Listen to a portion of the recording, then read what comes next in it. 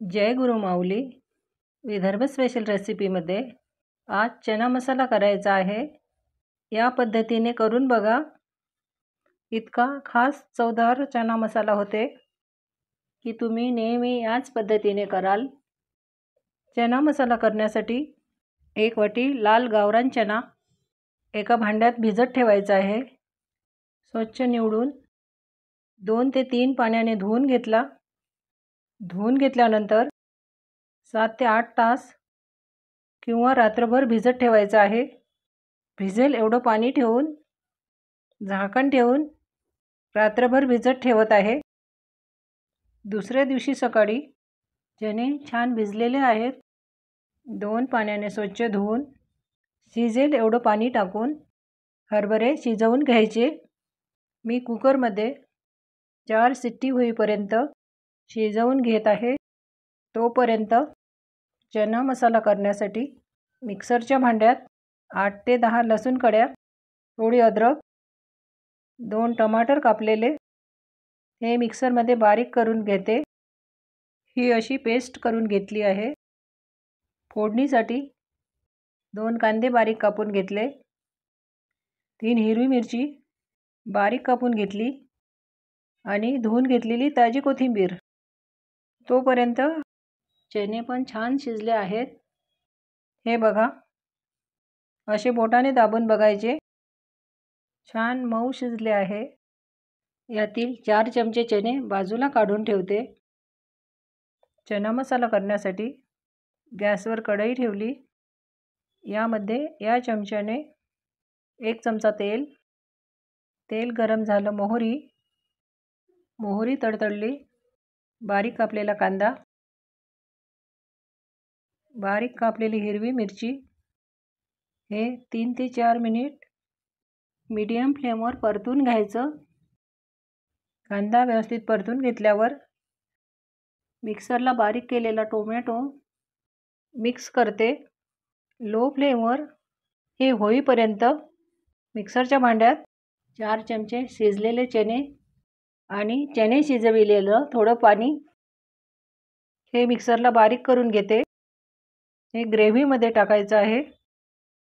हे छान परतून घ्यायचं आहे. तेल सुटेपर्यंत परतायचं. असं तेल सुटल्यावर यामध्ये 1 लहान चमचा हळद, या चमच्याने 1 चमचा धने पावडर, पाव चमचा जिरे पावडर, या चमच्याने 1 चमचा मिरची पावडर आपल्या आवडीनुसार घ्यायची. अर्धा चमचा आमचूर पावडर. ह्याने छान चटपटीत चव येते. हे लो फ्लेमवर परतून घ्यायचं. अप्रतिम चवीचा चना मसाला तयार होते. अशा सोप्या रेसिपी बघण्यासाठी चॅनलला सबस्क्राईब केले नसेल तर प्लीज सबस्क्राईब करा. बेल आयकॉन प्रेस करा म्हणजे नवीन रेसिपीची नोटिफिकेशन तुम्हाला मिळेल. लाईक करा, रेसिपी शेअर करा. परतताना मसाले जळायला नको म्हणून चणे शिजविलेलंच थोडं पाणी टाकायचं.